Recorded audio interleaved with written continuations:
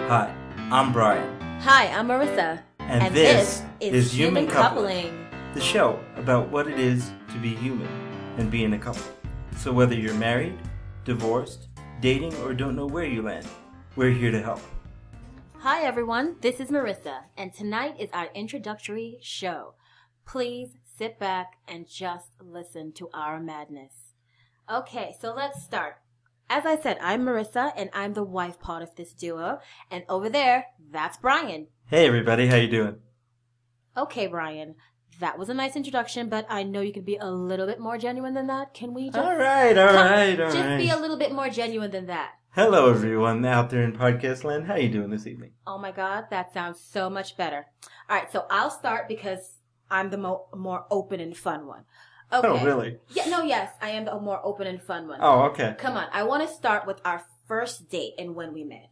Oh, this should be fun. Yes, okay. So right now, let's talk about when we met. We met in 2003. Oh my God, has it been that long? It's been that long. It's been since 2003. In Brooklyn, New York is where we met everyone, and now we live in the mountains in Denver. We are so awesome that we are bi-coastal, okay? So first, we met in New York City. It was beautiful. Brian was going to college. I was going to college. We were both flowing with our education. So we met online. We set up a date. We met one night. He took me to a diner in Brooklyn because he didn't want me to leave the borough. So we went to the King's Plaza Diner. Was that the name of it? Yes, the King's Plaza Diner, Yes. affectionately known as KPD. Oh, it was such a beautiful place, but it's sad because it's no longer there. Things happen and businesses, they just go out of business. So KPD is no longer there. Our first date spot. I'm so sad about that. So we can't even go back there when we're old and crotchety and we can hold hands. I know, and that's relive our sad youth. because New York City is a place where you can never lose anything. It's always there and you can always go back to it. Yeah, well, I guess even certain things have to end at some point. I think so, and that really sucks. Okay, so our first date was wonderful. We had French fries and tea. How wonderful is that? I think that's wonderful. I'm a very frugal date. I believe that you should not, on a first date, spend more than $20 because you don't know if you want to see this person again. So please don't take full advantage. So that was my motto at the time, and I was very respectful of a man's wallet. I can be understanding and respectful of that, right? Well, you can. You know, I found it kind of strange because I know we're up here in the mountains, and I know that this podcast is going to reach far and wide, so there are those who will listen to this podcast and say, well, yeah, I agree with him, and those who won't know what I'm talking about. But for anybody who grew up in the Northeast, in the New York City area, the tri-state area, as we like to call it, which is New York, New Jersey, and Connecticut, for those of you out there who aren't familiar, men expect to spend anywhere between, say, on the low end, $50, on the high end, $300 on a date. Exactly. This is the East Coast, baby. You got to open that wallet and it was spread common. It wide. Yes. So I was actually rather shocked that a nice young lady such as Marissa, who met me, would want to just have something as simple as French fries and tea. And the reason why I chose such an elegant, extravagant meal in the fanciness that is a New York diner is really because A, you don't want to eat too much because you don't want to be burping and being disgusting. No, I don't want to hear anything coming out of you except words. Exactly. And you want to have the time to the getting to know you phase in G. Again, and it's actually the same on both sides of the coin. Do I want to see this person again, or am I going to just, be very nice, drop her off at her mama's house, and drive as fast as my car can get me the other side of town? Yes. But that's not what happened for us. So let Marissa continue. Yes, I'm sorry. For us, we had a wonderful time, and those French fries were very memorable because we do it every year on our anniversary. We do sit down somewhere and have French fries and tea just to commemorate that moment because I found it to be a wonderful time. Except at one point, his friend showed up on our date, our first time of meeting each other. His friend randomly showed up on our date. Okay, to be fair, I had no idea that he was going to be there. Okay. I had not planned this. As a matter of fact, and I had said this to Marissa before because my friend, who probably will be listening to this podcast at some point, and I don't know if he'll even remember this, but he was a creature of habit, and he would always show up in the same places. And we either hung out at that diner or another diner in Brooklyn in our neighborhood And it just happened to be that even though I told him not to because I was going to be there, he showed up. And most friends who have a clue in their heads about how it works when they know their other friend is on a first date. Exactly. You don't come over and start a whole conversation and hijack the date. No. But this friend of mine did that. And I'm thinking to myself, oh my goodness, what am I going to do here? This girl is never going to talk to me again. Oh yeah. I'm just a young lady by myself, and I see a stranger show up on our date. Is this planned? Is this something weird going on? Do I need to grab my purse and run? You know, all those good things that are popping up in my head. But I think, honestly, and you could tell me otherwise, but we've talked about this many times before. I think, honestly, when you saw the look on my face, how mortified I was, you realize that I had no idea that this person was going to show up. And, in fact, I did not want him there. Yes. So it was like a cat about to fall off the sink. You know, when you capture that on film and the cat's about to fall off the sink or something, and, you know, you just, you know, that crazy look, that was how he looked. So I felt pity, and I sat, and we went through this date.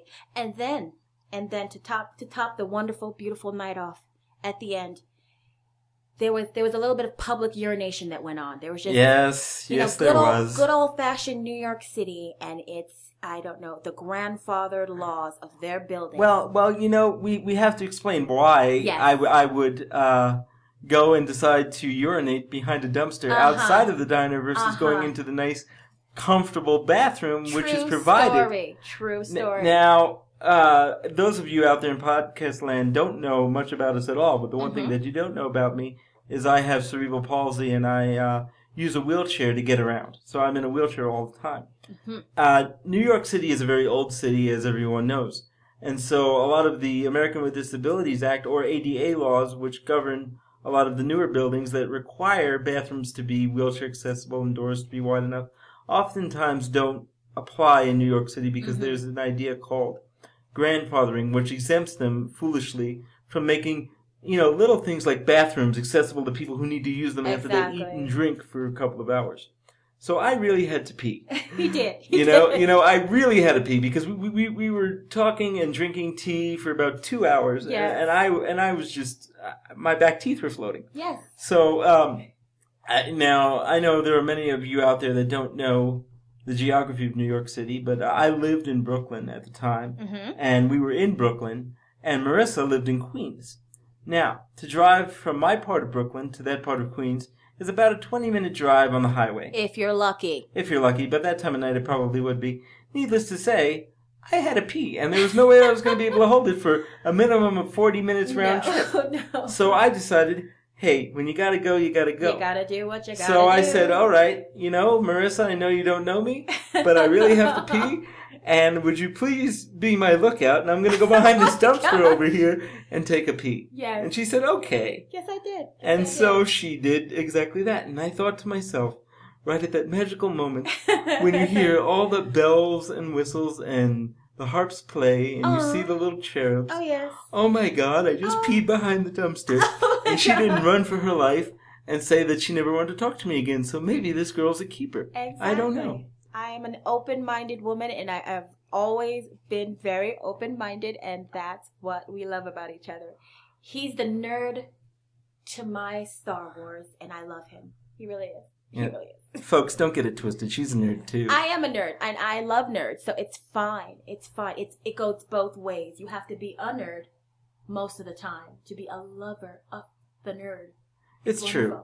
And my husband is a power nerd, just to get this straight. He's a power nerd. Okay, Brian. So, what would you like to talk about now? Would you like to talk about maybe, you know, what you felt about me and why we're still in this wonderful relationship? Is that a good segue topic? Oh, I guess I could. Okay. Yeah, why not? Tell them about your lovely wife and what you love about her. Well, you know, the thing about Marissa is she is a unique creature.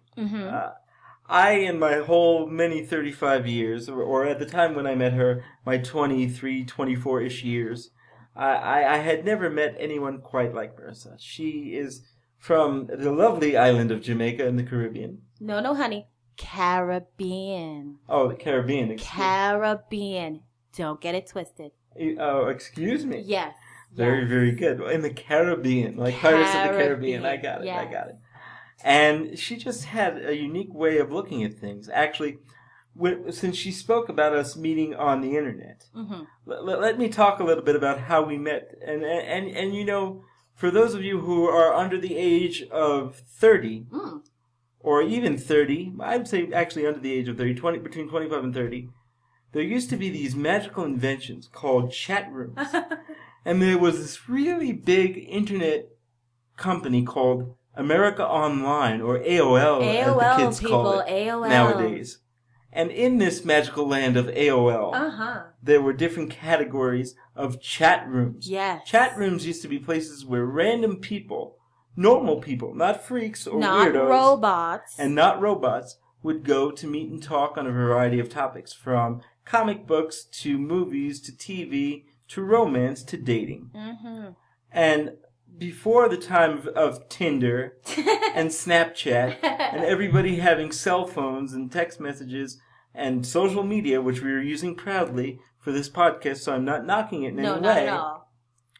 There were these chat rooms, and that's how people communicated. They met in the chat room, talked for a few minutes, and if they liked each other, they would instant message you, which is, for the young kids listening to this podcast, kind of like the olden text message. Oh, so rudimentary. And it was free. So rudimentary. It was free because, you know, back in the day, you actually had to pay 10 cents a message if you wanted to use it on your phone, which was unheard of. But anyway, I digress. Yes. Marissa and I met in a chat room, I think affectionately called New York City Number 3. Wow, real mystical. Yes. And back in the day, on your AOL screen name, you had something known as a profile. Now, personally, I think I could probably dig mine up. I think I have it somewhere, but I don't know what it is off the top of my head. I never took the thing seriously at all. I had, one of the questions was, what kind of computer do you have? And mine said, the one that fell off the back of a truck. I didn't really take it seriously at all. But as I was looking through profiles of various people I saw in the chat room, I saw Marissa's profile, and hers was quite unique. I don't remember exactly what it said, but it definitely caught my eye. So I instant messaged her. And we started typing back and forth and talking. And I think it went on for quite some time, almost like 5 hours. Oh my gosh, a ridiculous. We were speaking till 2, 3 o'clock in the morning. It was horrible. Like a ridiculous amount of time. And so, finally, I got tired of typing because it's difficult for me to type with my disability. I type one-handed, and I do it very slowly. And I was like, you know what? I'd like to really talk to this girl, because I always found that if you talk to someone, you can really find out a lot more than you can on a screen. And I think that's still the same these days. I think people do too much talking on screens rather than on the phone, or, God forbid, in person. So I asked Marissa for her phone number, and she said to me, I don't know. And I said, well, let me ask you a question. Have you ever gone to a bar or club and asked somebody for, and somebody asked you for their phone number? She said, yeah. And I said, and you gave it to him, right? She's like, yeah, mostly. I said, well, look at it this way. You don't even know me. You don't know where I am. You don't know what I look like. I don't know what you look like. And so if I call you and I'm a complete jerk or a psychopath, you can hang up the phone and never talk to me again. You can even block my phone number, and it's no harm, no foul. And her exact answer was, I like your logic. And so she called me. And actually it was that same night. We wound up being on the phone till 5 in the morning. Oh, man. It was an instant connection in a lot of ways, even though we didn't want to admit it at the time. Because you have to be careful of that. You don't want to sound like a crazy person. I love you, and it's the first date, but I love you. Okay. Yeah, well, although I'll say, and I've said this to her before, that she was the first person that I dated, and I dated a few women in my time after our first date, and I said, I could possibly marry this girl, and then I just kind of dismissed it because I said, that's freaking crazy. That's freaking crazy. But here we are 12 years later. Oh my gosh. We'll be married for 6 years. Yes. Fairly shortly. Oh, wow. Yeah. And so I guess maybe I wasn't all that crazy after all. No, you never know when love will show up. You just have to be open to it and not dismiss anything. Now, I know my husband has told you about his disability. Now, some people, you meet someone and they're in a wheelchair, which is completely, it's off-putting to some people. And it startles you. So when you're outside of your comfort zone like that, you're dating a guy and you're like, okay, he's in a wheelchair. So what's the etiquette for this? What do you do? I mean, he showed up to my house to pick me up in his car. So I'm like, okay, so how is he driving this car? It's not a rude question. It's an honest question because for me at the time, I didn't know anyone who did these things. And where I was growing up, people who were disabled, I never saw them outside in certain situations, especially not driving a vehicle. And for me to see this for the first time, to me, I was just like, I was stunned. And I was just like, okay, I mean, if he has this, he has this. I mean, he got here, right? So he can get us where we're going and bring me back. So I had no problems with him being a disabled individual. And throughout this entire relationship, as he will tell you in future casts, I have been belligerent with him about not noticing his disability and almost annoying him to that fault. You know, always is, I don't care. Just go do it. You'll figure it out. You know, I love him enough to ignore his problems. I think that's what it is, right? But I think that in some ways might be the hallmark of any love. I mean, yes. I think we all, whether we're fat, skinny, tall, short, bald, or with long flowing heads of hair. Exactly. We have a tendency to overanalyze. Yes. Well, I wouldn't say overanalyze. I would say ignore certain things that may be obvious to other people because we love the individual that for who and what they are, regardless of their faults. I think that's a wonderful thing because if you find every little quality about this person to nitpick at, you will talk yourself out of love. And we all want love. So why would you waste your time talking yourself out of love when a possibility of the love is right in front of your face? You can't just look on the surface. He is so deep. It is amazing. This man has so many layers to him. He is like a Stephen King novel. I'm like an onion. I have lots of layers. No. You are a Stephen King novel. You are big, you're bulky, you're long, you're filled with words. There are so many different stories going on within the story. You are just so layered. You're not an onion. Stop it. And that's a shout out to a Shrek reference for any of you who of course. Would know that. And I'm a big dork, so you will find that from time to time. Nerd power. It only took us, almost 17 minutes into the broadcast to bring that out. Yes. To let our nerd flag fly. Is that what you want to call it? Yes. So we don't go off on diatribes on nerd flags because no. we could. Okay. All right. I won't. Let's go back and say, and you can start, and then or however you want to do this. Okay. Let's say why we decided to do the Human Coupling podcast. Okay. I will start. I wanted to do this couples activity with him because I think he's very smart and he's very analytical. And with his degrees, he has a lot of information to bring to the topic. But I think as kind of a layperson, I can bring a nice, comfortable flow to the conversation. So that's a good thing. You want a back and forth when you talk about stuff like this because it can get kind of dry. What about you? Well, I'd agree. And just to clarify about all my degrees and it's more than just being smart. I'm a licensed clinical social worker, and I have been in mental health practice for about 11 years in various forms, working with many different populations. And one of the populations that I always run into in one way or another are people who have coupling issues, whether they're single, whether they're married, whether they're divorced, whether they don't know where they're going. They really said, I wish there was just a place I could go where I could hear other people who have successful relationships talk about what works for them and what doesn't work for them. So my hope is I can marry my clinical knowledge with just my practical knowledge of being in a wonderful relationship, and not just our relationship, but many relationships with different guests that different guests have that we will have in later podcasts. Yes. And we really want to open up the world because we felt, at least I felt, that couples like ours were not being represented in the media at large. Exactly. See, let me be more specific. And this is going to get kind of technical, but it's kind of funny when you think about it. Yes, let's do the wordplay for this. If you're going to categorize our couple in what are our pronouns, Brian? Okay, we are an interracial, intercultural, interability couple. Yes. Which there's a lot of inters. Yes. Now let me explain that in layman's terms. Okay. We'll start with the interracial.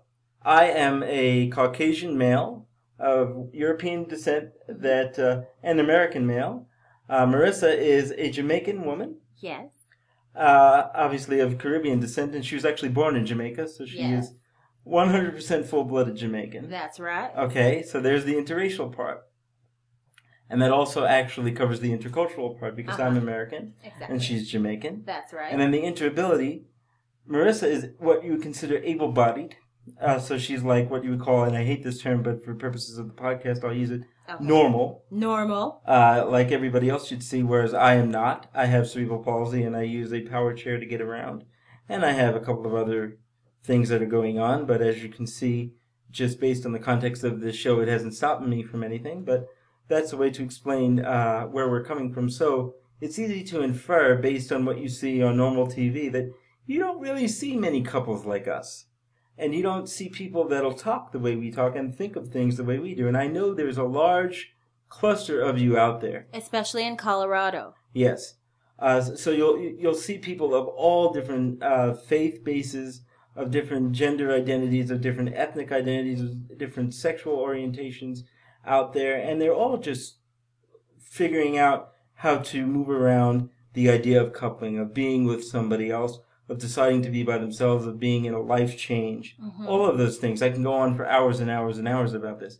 But our goal is to provide a forum for folks who maybe don't feel that they're being heard. Yes. Or for topics that aren't spoken about to come to light. Exactly. And we want to make sure that it's done in a lighthearted base. We Yes. don't want to be too technical about this.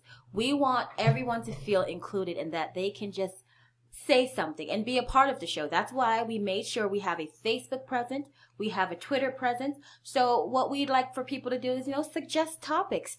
Tell us your story. We want to know about you too.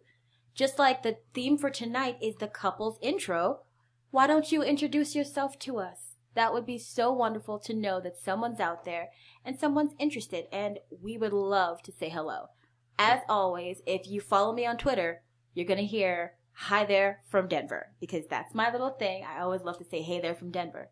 Since we're talking a little bit about shameless plugging. Of course. Yes, we have a Facebook presence. And we have actually two different Facebook presences. Oh, nice. We have a Facebook profile, which is Human Coupling, and you can friend us like you would friend your mom or your dad or anybody else and talk with us. Just search for us in your search bar. That's right. And we also have the Human Coupling Podcast Facebook page, which you please like us. We have a presence on YouTube, and we have a presence on Twitter. Nice, yes. Our YouTube is just Human Coupling. Yeah. And you can find it. Twitter is really complicated, and I will put a description of that in the bubble at the bottom of the because screen. you know how crazy those Twitter hashtags I know, are. the hashtags. I am still trying to understand what do you do with the hashtag. I'm going to have to watch many YouTube videos to be a pro at this. And as this gets crazily more complicated, I will just be moving along because I just want to have fun with this, and I hope that we can all have fun together. And one more thing that I wanted to plug, and then we'll just go on and just be a little funny after that, then we don't have to plug anymore, is our SoundCloud account. Now, cool. For those of you who are into podcasting and listening to podcasting and being very savvy about technology, we are on SoundCloud, which is a podcast hosting website. Yes. Hopefully soon, although we're not there yet, we will be able to post our podcasts to iTunes. Yes, definitely. So you can download them and take them anywhere, but if you go to SoundCloud, you can also do that. And as I said, you can find us on YouTube, Twitter, and Facebook. Oh, and I almost forgot, because I don't even think about it, but Google Plus as well. Yes, because they make you use Google Plus, and we have to have a profile there, now, which is cool. There's nothing wrong with Google Plus. I just don't know much about it, and so we're learning there. But it is there too. So if there's any listeners out there in podcast land that love Google Plus, we welcome you. Hello and welcome, welcome to Human Coupling, and I hope you join us for many, many shows to come. Yes, I hope you do. So on that note, we are going to say goodbye for the night, and we had a great time introducing ourselves to you. Please join us for our next show. Bye bye now. Bye bye now.